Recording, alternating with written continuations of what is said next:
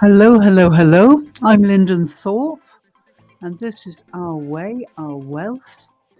I'm here every Saturday and Sunday for an audio event at 12 noon BST. And usually, what happens is I review the week and I introduce the next week so you can look forward to things and you can also reflect on things that have happened during the week. But first of all, let's do some breathing together first. This is really a great way to start any kind of session. So let's take 3 slow breaths. I recommend you breathe in through the nose and breathe out through the nose too. Nose breathing is incredibly beneficial. Here we go. Breathe in, breathe out. Breathe in, breathe out. Breathe in, breathe out. Okay, let's start by bringing the week down from the mind into the body. Please feel where these words land. Maybe on your tongue, in your throat, your chest, your solar plexus at the base of your sternum, your breastbone, or your base chakra at the bottom end of your spine. These are the resonating areas of your body. And as you bring those words into your body, ask yourself which words this week stayed in your head and which traveled through your whole body. So, sense the vibrations of these words, not the meaning. The meaning is up for grabs. Words are arbitrary symbols. We can interpret them however we like. And there are 8 billion of us. So much more effective to bring them into your body and sense the vibrations below those symbols. Remember that words are symbols. I've been talking about this all week, actually. And a really good thing to activate your vagus nerve is to hum. Yeah, humming activates the vagus nerve, the main biofeedback nerve from the body, the torso, the upper arms to the brain. And when we live in developed urban sprawls, we tend not to use our vagus nerve very much. But unfortunately, if your vagus nerve is poor in tone, then you're going to not get signals of distress that your body might send if you're going to burn out.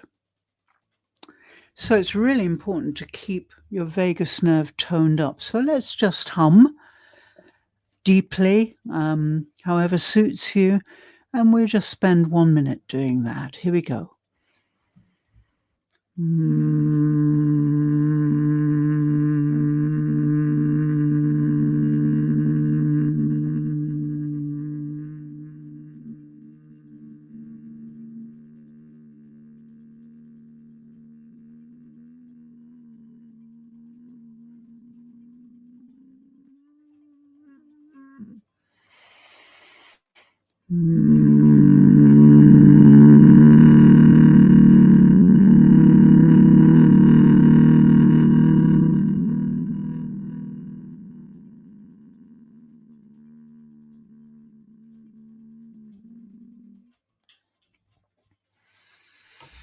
That's it. So during your busy days, it's a really good idea to just hum for a couple of minutes and really feel the vibrations throughout your body. This will really tone up your vagus nerve. Okay, so we're ready to talk about the week. And First of all, for me on Monday, I ran Lodestone Lunch, which is a coach and educator session, free session, 45 minutes on a Monday at 12:30 BST, lunchtime. And this was all about visibility. It was our first week streaming from StreamYard. We've been running Zoom sessions up until this week. So it was rather different because we didn't have people in the Zoom room. We just had me and a guest in the StreamYard studio. So it was a very different feeling. And I really reflected on the difference between this and Zoom. And yes, we worked on the body, and I was introducing Lodestone, my Lodestone product, which is screen-free. It's an audio transmission. And the audio really centers the body, and we can really get inside. So when we bring the body into the frame, presence becomes relational energy, not just pixels on videos. It's really different to use audio only. Yes, we had a good conversation about with Smita, who was my guest, who is an embodiment specialist too. And she was talking about how people are so unaware of their state because they're living in their limited mind in digital spaces. So it's really important to stay grounded while you're visible. And Lodestone does that, helps you to recognize how to do that. You have 30-day program, so you can have lots of opportunities to experience it. So then we carried on Wednesday with the masterclass, and we did event 3. And this is my friend and colleague, Ebby Sheila, who co-hosted with me. And we talked about profit and presence. That was the title of Ebby Sheila's 20-minute, highly embodied talk. And I started off by talking about words and how we can get beneath them. And so, yes, we are working to follow up on Ebby's segment about the human pulse behind productivity. So she linked awareness to corporate well-being. Yes, and from this, we've decided this week to talk about round table leadership, because this is really emerging now. It's all about collaboration and close listening and equality of energy flow. So in the masterclass session at 1 p.m. on Wednesday, every Wednesday, 13 events. This is event 3 this week we had.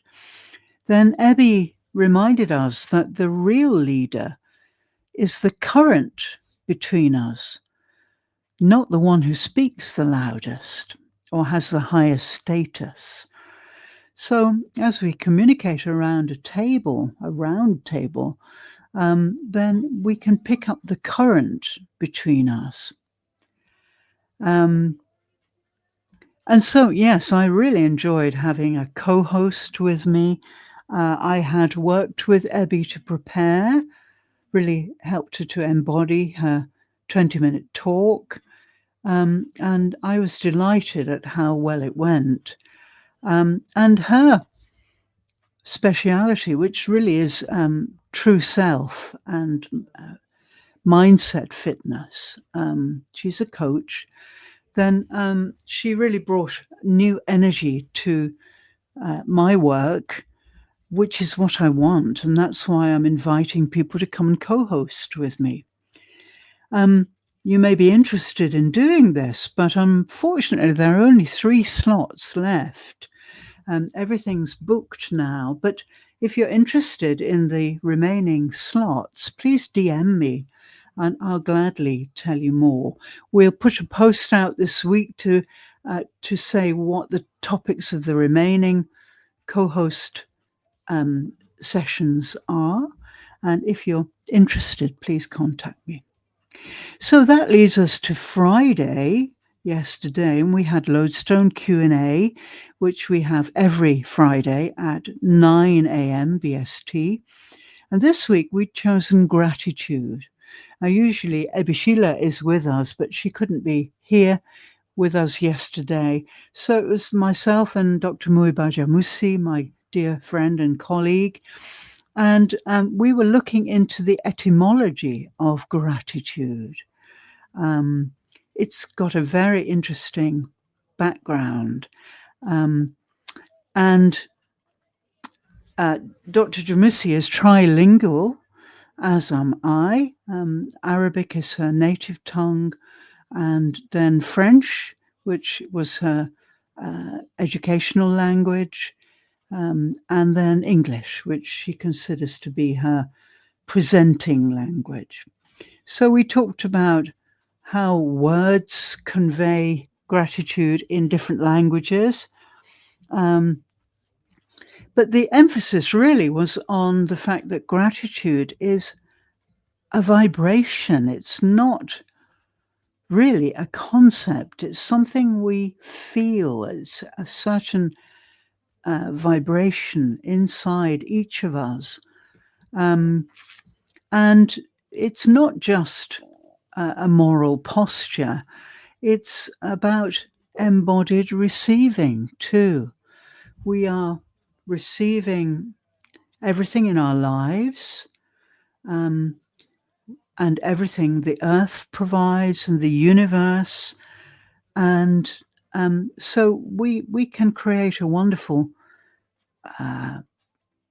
vibration to really cope with that.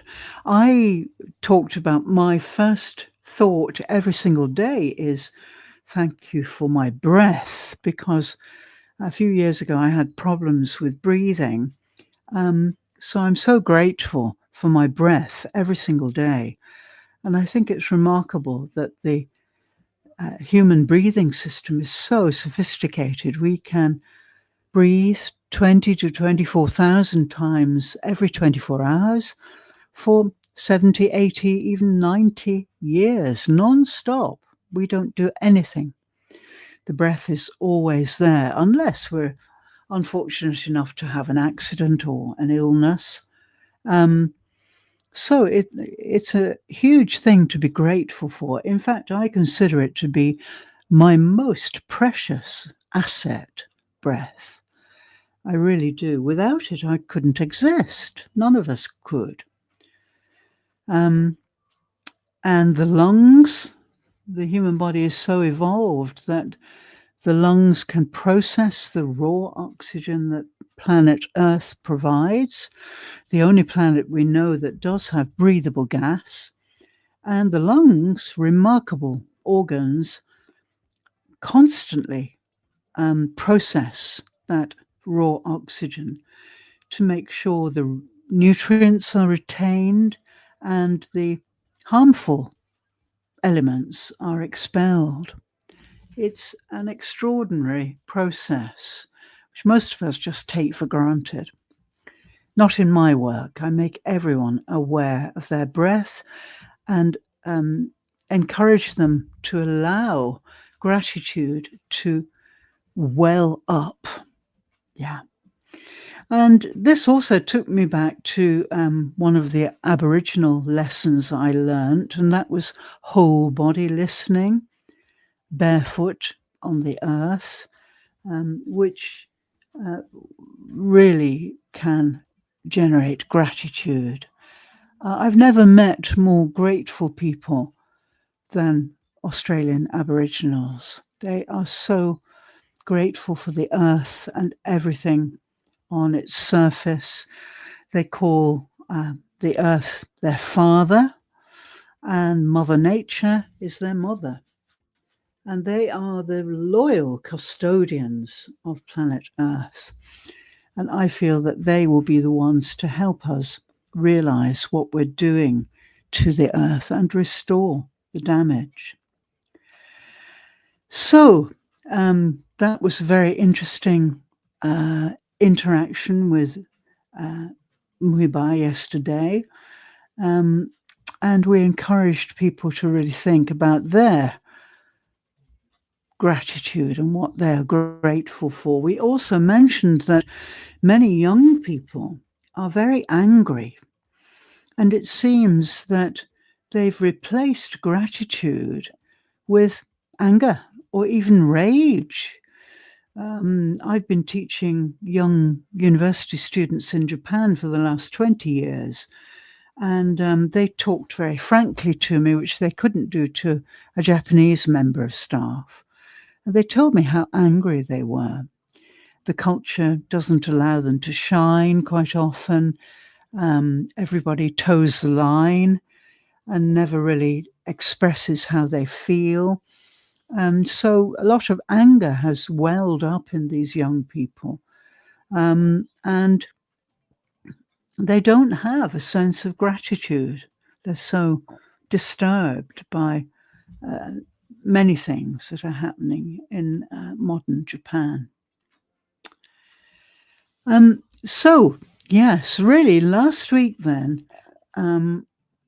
we were looking at the current of energy beneath words and images. And we very clearly discovered that words are symbols, and we, humans, breathe life into them. And when disconnected from the breath, they die. The words die. One of the things that intrigues me is the way words are used in music. I studied classical music at a conservatoire in UK as my first passion, my first career. I was a musician. And I can name so many examples of how words are used by musicians to really connect with the vibrations below those words. And one of the great pieces is Mozart's Requiem. And at the end of that, 10 minutes is spent on the word Amen. You probably know it. This word, of course, is for the Christian world, is one of the most important words of all. But musicians take us below that word into the realm of prayer and reflection and honor and gratitude. And so, yes, the word has to be made flesh to really work. And that's why everybody's talking about presence right now. They talk about it, but they really don't know how to create it or how to live it very often. And that's really what I help people to do.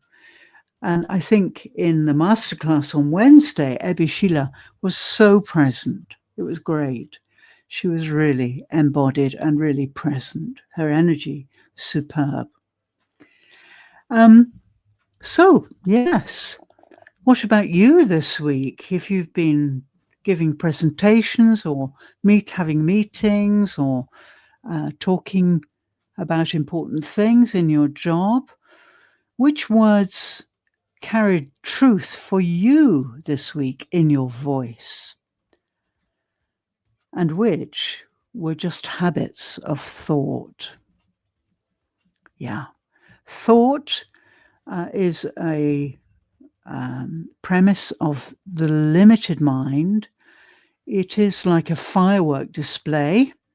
It's stunning, but then vanishes very often. Unless we capture it and pin it down with words on paper or recording or something like that. So, yeah, the unlimited mind really works very differently in terms of getting below those symbols that we use and finding reality, finding the truth about that word. And this brought me on to my lodestone method, which I released in June this year, which consists of recalibrating the inner compasses. And in my method, there are 4 inner compasses every human being has. First of all, compass 1 is at the top end of the body, the brain stem below the brain at the back, and the pineal gland, which is between the eyes. And this is where we receive meaning mostly. Okay. If we go a little lower down, we go to the second compass, which is heart and lungs. They work very much in tandem. And this is where we can find, of course, breath and compassion. The heart really is the body's brain. It's a hugely powerful organ. It transmits electromagnetic vibrations 60 times stronger than the brain between your ears. And yeah, if we open our heart, if we're in touch with our hearts, then we can live in a really compassionate way. Compass 3 is a little lower down at the base of the sternum, the solar plexus, the sun of your body. It's also the center of gravity of the body. And the solar plexus really is all about intention and the confidence we have from being connected to our intention, to our purpose, to our mission in life. So many people have no idea what their purpose is or their mission. My work helps people to make certain of that. Compass 4 is the base chakra. This is right at the end of the spine. It's a real congregation of nerve endings. And when it's in good condition, it's the hottest place in the human body. It grounds us, keeps us close to the earth. It's also for women the site of birth, and for men of procreation. And it's an important elimination center. So, if we want to be healthy and happy, we have to eliminate toxins from our body. And so the base chakra is really important.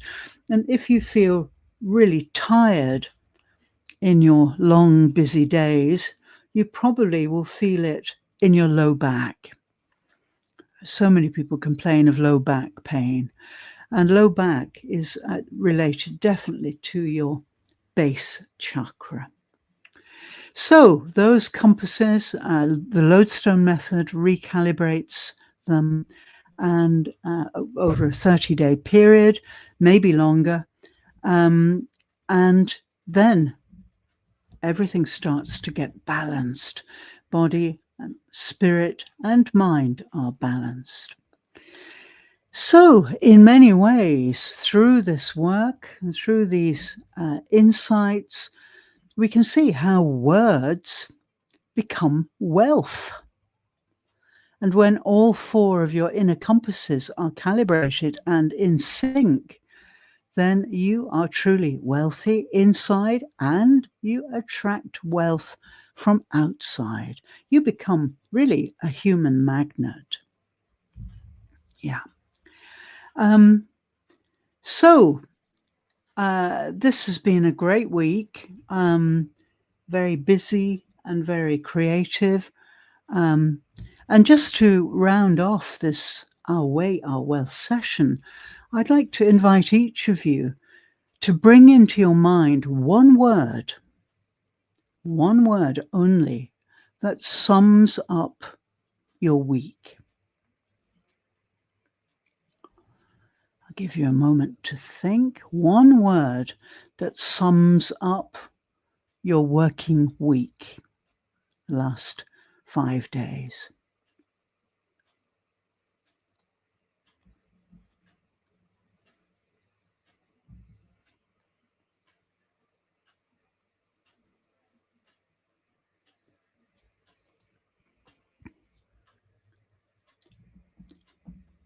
So if you've got that word, don't worry if you haven't, you can think about it later. The next stage is to take that word and feel it in your body, locate it in your body. Where is it? Is it in your lower body, your upper body? Is it on the right, on the left? Is it in your head? Is it in your feet? Bring that word, which sums up the last week, into your body and see where it lands. Then we can use breath or movement, whichever you prefer, to let that word expand in the body beyond sound as a current, a kind of golden current which connects everything and everyone. And this is what our wealth truly is: shared vibration. So when you next attend a meeting or communicate with anybody, feel that golden current. This is embodiment. This is presence. It's the current below all the communication assets that we have that really grounds us and connects us to everybody. So our true wealth is really shared vibration. Everything is vibration, but especially our shared vibrations. They are truly precious and opulent. So, yeah, I'll offer you an affirmation to finish with, and I'll say the words, and you can, of course, play them again. May my words be rooted in silence, where all language begins.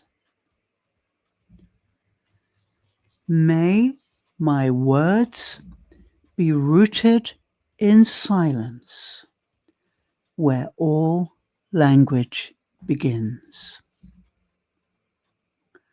So feel the energy around that affirmation and feel the gratitude for everyone's presence during your week. Wonderful.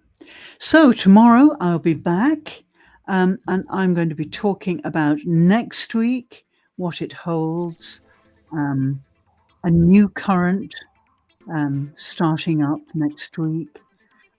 Next week, we're going to be talking about embodied and round table leadership and how we can move from inner coherence to shared creation. Wonderful. Thank you so much. I'll see you tomorrow. Thank you. Have a great Saturday.